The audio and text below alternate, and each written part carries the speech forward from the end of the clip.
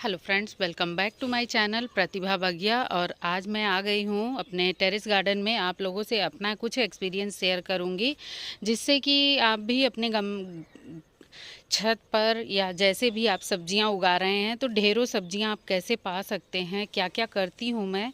और बिना खाद के ही इतना बड़ा गार्डन मेरा चल रहा है, लेकिन खाद भी देती हूं मैं अपने पौधों को। तो कैसे क्या खाद देती हूं, क्या मैनेज करती हूं, यही सब कुछ मैं आपसे शेयर करूंगी। और बहुत सारी हार्वेस्टिंग मिलती है मुझे, जैसा कि आप आगे वीडियो में देखेंगे। और सब्जियां मैं कैसे लगा रही हूँ, और देखिए गर्मी की सब्जियां मैंने लगानी शुरू कर दी हैं, पौधे भी बड़े होते जा रहे हैं। और यहाँ पर देखिए मैंने धनिया लगाई है। धनिया में देखिए खूब अच्छा सा जर्मिनेशन हो गया है। और ये गर्मी के लिए मैंने धनिया लगाई है, तो इसलिए मैंने ये देखिए पॉट थर्माकोल बॉक्स में लगाया है। और ये बड़ा थर्माकोल बॉक्स है। छोटे कम गहराई वाले पॉट में अगर आप धनिया लगा रहे हैं तो गर्मी के लिए अच्छा नहीं है, क्योंकि मिट्टी बहुत जल्दी सूख जाएगी। तो जो लीफी वेजिटेबल्स हैं, जैसे मैंने यहाँ पर देखिए पालक भी लगाई है। पालक को भी मैंने थर्माकोल बॉक्स में ही लगाया है। थर्माकोल बॉक्स में ज़्यादा मिट्टी आती है, तो इस वजह से मिट्टी जब नम रहती है, और जो ये सब्जियां हैं इनमें मॉइस्चर चाहिए। मॉइस्चर ये थर्माकोल बॉक्स में ज़्यादा समय तक रहता है, और ज़्यादा मिट्टी होने के कारण ये देर में सूखता है। ज़्यादा लंबे समय तक ये खूब मॉइस्चर इसका बना रहता है। तो इस वजह से आप जब भी जो भी आप गर्मी के लिए सब्जियां लगा रहे हैं, जैसे लीफी वेजिटेबल्स, तो उनको बड़े कंटेनर में लगाइए। वैसे भी गर्मी हो या जो भी हो, सब्जियां अगर आपको लगानी है, सब्जियों का अच्छा रिजल्ट चाहिए, तो आपको चाहिए कि बड़े कंटेनर लगाइए। बड़े कंटेनर से मतलब है आप थर्माकोल बॉक्स लगाइए या फिर इस तरह के टब लगाइए। और थर्माकोल बॉक्सेस में बहुत ही अच्छा रिज़ल्ट मिल जाता है। वैसे तो हम अपने घर से जो निकलने वाले कूड़े कबाड़ के जो डब्बे वगैरह हैं, जैसे ये जो गुड़हल का पौधा लगा है, ये मैंने देखिए मोबिल का डिब्बा था, उसको मैंने गरम चाकू करके उसका अच्छे से खोल दिया है, मुंह काट करके। और ये इसमें ये कटिंग से तैयार ये गुड़हल का पौधा लगाया है। तो बड़े कंटेनर जो भी आप लगा रहे हैं उनमें सब्जियां अच्छी होती हैं, स्पेस ज़्यादा होता है, उनकी जड़ें फैलती हैं, और मिट्टी ज़्यादा आती है तो उनको न्यूट्रिशन ज़्यादा मिलता है। और यहाँ पर मैंने देखिए यहाँ लौकी लगाई हुई है, और यहाँ इसमें लगा है करेला, और एक तोरी का बेल लगी हुई है। यहाँ पर भी तोरी लगी हुई है, यहाँ भी तोरी लगी हुई है। यहाँ भी देखिए मैंने तोरी लगाई हुई है, और यहाँ पर भी तोरी लगी हुई है। और कुछ सीडलिंग्स मैंने डाल रखी है, जो कि अभी जो कंटेनर नहीं खाली थे, तो उनके लिए देखिए मैंने यहाँ पर सीडलिंग्स डाल रखी है। ये छोटे छोटे पैकेट्स, छोटे छोटे कप में कुछ जो सब्जियां के पौधे नहीं अभी लगाने के लिए जगह थी, तो उनके लिए मैंने छोटे छोटे कप में सीडलिंग डाल रखी है। और बैंगन का जो पुराना पौधा था उसकी प्रूनिंग वगैरह कर दी थी, तो उसके बाद देखिए इसमें खूब सारे बैंगन लगे हुए हैं, और खूब सारी हार्वेस्टिंग भी मुझे मिल रही है। जब हम इस तरह से वेस्ट चीज़ों का यूज करेंगे तो हमें इस तरह से अच्छी हार्वेस्टिंग भी मिलेगी। और साथ साथ हम अगर फ्लावरिंग प्लांट भी लगाएं तो ये बहुत अच्छा है पौधों के लिए। अगर हम सब्जियां लगा रहे हैं तो हमें फूलों वाले पौधे ज़रूर लगाने चाहिए। मैं तो कटिंग से बहुत सारे पौधे बना लेती हूँ। और यहाँ पर देखिए बैंगन, ये बैंगन का पौधा 2 साल पुराना है। इसको भी मैंने, जब फ्रूटिंग ख़त्म हो जाती है तो हमें प्रून कर देना चाहिए पौधों को। जब हम प्रूनिंग कटिंग कर देते हैं, नई ब्रांचेस जो आती हैं उस पर लगते हैं ढेर सारे फल। फल यानी सब्जियां, ये जो बैंगन लगे हुए हैं ये नई ब्रांचेस पे लगे हुए हैं। और इन पर हमें समय समय पर घरेलू उपचार यानी पेस्टिसाइड का छिड़काव करते रहना चाहिए। जैसे कि मैं राख का बहुत अच्छे से यूज करती हूँ, भरपूर यूज करती हूँ। सभी पौधों के ऊपर पत्तियों पर देखिए राख पड़ी हुई है। बैंगन, टमाटर, मिर्च और मूली, ये सभी सब्जियां जो हैं इन सभी पर राख का छिड़काव, सुबह की जो ओस होती है, सुबह की ठंडक में राख का छिड़काव करें हम, तो इस तरह से सब्जियां देखिए बहुत अच्छी मिल जा रही हैं मुझे। और देखिए लगाई है मैंने मूली। मूली आप अभी भी लगा सकते हैं, और गहरे कंटेनर में लगाइए।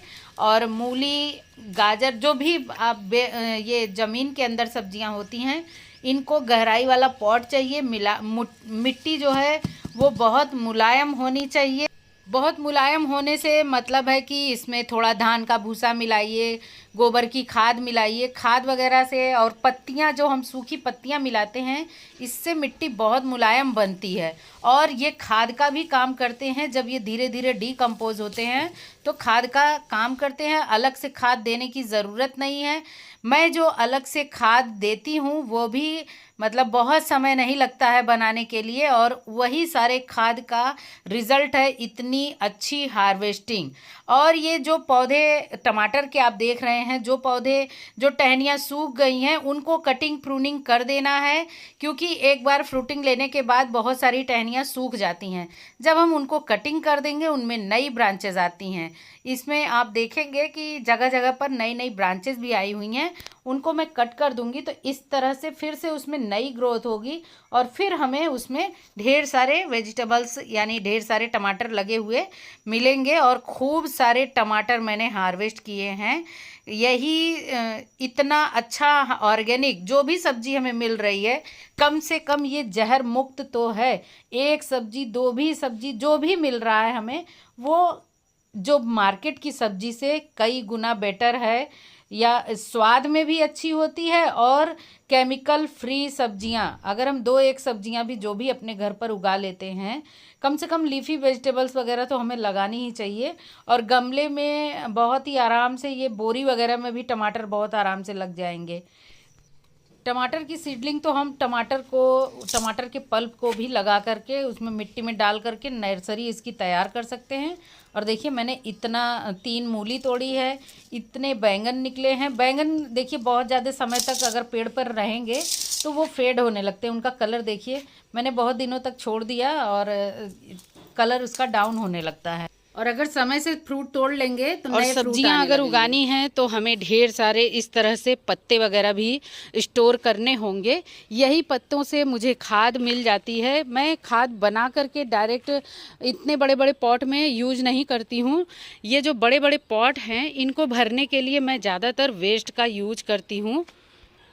वेस्ट से मतलब है जो भी गार्डन का ये कटिंग शटिंग करके मैंने प्लांट वगैरह निकाला, या फिर सूखी पत्तियां हैं, किचन वेस्ट है, गत्ता है, चाय जो हम यूज करते हैं उसकी पत्ती यूज डाल देते हैं।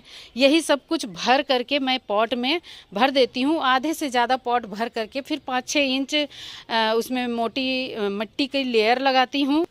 यहाँ पर देखिए मैंने कूड़ा कचरा इस डब्बे में रखा है। इसी तरह से खूब सारा वेस्ट मैंने इस बॉक्स में भर करके फिर ऊपर से मिट्टी डाली थी।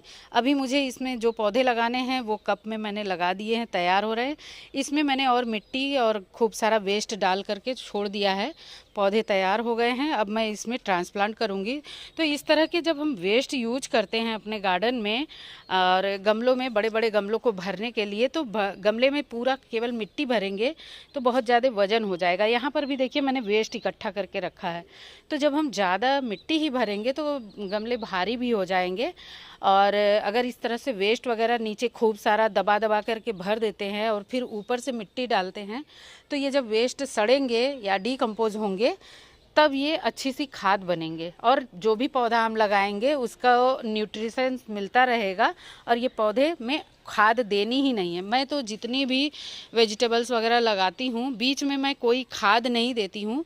जो भी किचन वेस्ट वगैरह का लिक्विड बना करके देना होता है या गोबर के कंडे का लिक्विड देना होता है, वही लिक्विड मैं सारा बस पौधों में बीच बीच में कभी कभी दे देती हूँ। यहाँ देखिए मैंने ये किचन वेस्ट वगैरह इकट्ठा जो था, इसको यहाँ एक बाल्टी में मैं किचन वेस्ट और गूथा हुआ आटा अगर बच जाता है तो वो आटा भी मैं ला करके इसी वेस्ट जो किचन वेस्ट का लिक्विड बना रही हूँ इसी में ला करके डाल देती हूँ। और 20 दिन, 15 दिन, 25 दिन जब भी मुझे समय मिलता है मैं इसको 1 लीटर पानी को 8 से 10 लीटर पानी में डाइल्यूट करके सभी पौधों में देती हूँ। इतना बड़ा गार्डन है तो मुझे ये पूरी बाल्टी भर का जो किचन वेस्ट का लिक्विड है ये लग जाता है, और बस और कोई खाद देने की ज़रूरत ही नहीं है। और इस पॉट में देखिए मैं गोबर के कंडे भिगा कर रखती हूँ। गोबर के कंडे का भी लिक्विड, जब भी हम कोई लिक्विड फर्टिलाइज़र देते हैं तो अगर पौधों में बदल बदल के दें तो तो वो बहुत अच्छा काम करता है। तो मैं इसीलिए जो भी दाल चावल का धुला हुआ पानी होता है उसको भी एक बाल्टी में इकट्ठा करके रखती हूँ, वो लिक्विड भी डालती हूँ बीच बीच में, और उसको भी उसी तरह से उसी मात्रा में मैं डाइल्यूट करती हूँ, तब देती हूँ पौधों को। और किचन वेस्ट का लिक्विड देती हूँ, गोबर के कंडे का लिक्विड फर्टिलाइज़र देती हूँ। मिट्टी अगर बनाती हूँ तो मिट्टी में मैं चाय की पत्ती, जो हम चाय बनाते हैं डेली, वो चाय की पत्ती को मिलाते हैं मिट्टी में। और जो भी हम अगर इस तरह से वेस्ट भर के गमले वगैरह भरते हैं, फिर वो मिट्टी जब निकलती है तो वो मिट्टी खुद किचन वेस्ट वाली मिट्टी हो जाती है, एक तरह से किचन वेस्ट का फर्टिलाइज़र वो खुद हो जाती है। तो उस मिट्टी को हम यूज करेंगे और दूसरे भी पॉट में, तो उससे बहुत ही अच्छा। इस तरह से जब हम वेस्ट यूज करते हैं तो मिट्टी बहुत ज़्यादा बढ़ती जाती है, मिट्टी हमें फिर लानी नहीं पड़ती है। 2, 2 का 4, 4 का 8 इस तरह से बढ़ती रहती है। तो मैं मिट्टी, इतना बड़ा गार्डन है, मैं पॉट बढ़ाती हूँ, यानी गमले बढ़ते हैं, लेकिन मिट्टी नहीं लाती हूँ। जो भी वेस्ट हैं उन वेस्ट को इसी तरह से भर करके लगा रही हूँ। और अगर आपके पास गमले नहीं हैं तो इस तरह के जो बोरियां हैं सीमेंट की, उनको यूज करिए। धूप तेज़ है तो बोरियां ख़राब होने का डर है, लेकिन ये बोरियां साल भर चल जाती हैं। और अगर आपको सब्जियां लगानी हैं तो इन बोरियों को एक साथ झुंड में रखिए। जैसे एक साथ इनका झुंड बनाकर रखेंगे तो ये एक दूसरे को छांव का काम करेंगी और एक दूसरे को सपोर्ट मिलेगा। तो ये बोरियां लंबे समय तक चल जाती हैं और आपको फसल देकर ही जाएंगी। बोरियों में मैंने सब्जियां लगाई हैं। देखिए यहाँ पर मिर्च का पौधा लगाया है, यहाँ प्याज लगाई है, और यहाँ पर देखिए ये डहेलिया का पौधा बहुत ही खूबसूरत, इसमें बहुत ज़्यादा फ्लावरिंग हुई थी। सब मैं जो फूल फेड होते जा रहे हैं, सूखते जा रहे हैं, उनको काटती जा रही हूँ। जब आप जो सूखे हुए फूल को काट देंगे तब इस तरह से नई कलियाँ बनती हैं। ये जब नई कलियां बनेंगी, जब वो सूखे हुए फूल काट देंगे तो ये नई ग्रोथ होगी, तो नई कलियां बनेंगी। इस तरह से पौधा भी लंबे समय तक चलता है। और जो बोरियां हैं, आप बोरियों में खूब सारा वेस्ट भरिए, भर करके फिर ऊपर थोड़ी मिट्टी डाल करके आप बेल वाली सब्जियां बहुत अच्छे से लगा सकते हैं। बोरियों में ज़्यादा मिट्टी आती है तो बहुत अच्छे से बेल वाली सब्जियां लग जाएंगी। और जब ये बहुत सारा वेस्ट उसमें जब भरेंगे, आप थोड़ी मिट्टी डालेंगे ऊपर और उसमें सब्जियां लगा देंगे तो बहुत ही अच्छी सब्जियां हार्वेस्ट होंगी। और इस तरह के सपोर्ट वाली जगह पर आप रखिए। जो भी आप लगाते हैं वेल वाली सब्जियां, वहां से रस्सी लगा दीजिए। और यहाँ पर मैंने बोरी में भर करके लगाया हुआ था खीरा, और अब मैं इसमें फिर बेल वाली सब्जी की सीडलिंग कर दी हूँ। और इसमें साथ ही साथ लगा हुआ है गेंदा। बेल वाली सब्जियां जो भी आप लगा रहे हैं उसके साथ एक गेंदे का पौधा ज़रूर लगा दीजिए। इससे जो बेल वाली सब्जियों में रोग लगते हैं, जड़ों के रोग की समस्या आती है, रूट रॉट की या निमेटोड की, तो वो समस्या नहीं होगी। और उम्मीद है आपको वीडियो अच्छी लगी होगी, क्योंकि मैंने वीडियो में अपना तरीका, इजी गार्डनिंग का टिप्स दिया है। मैं जैसे इजी तरीके से करती हूँ वही शेयर किया है। तो उम्मीद है वीडियो अच्छी लगी होगी। वीडियो ज़रा भी अच्छी लगी हो, ज़रा भी इन्फॉर्मेटिव लगी हो तो वीडियो को लाइक करें, शेयर करें। चैनल पर नए हैं तो ज़रूर सब्सक्राइब कर लें। Bye bye.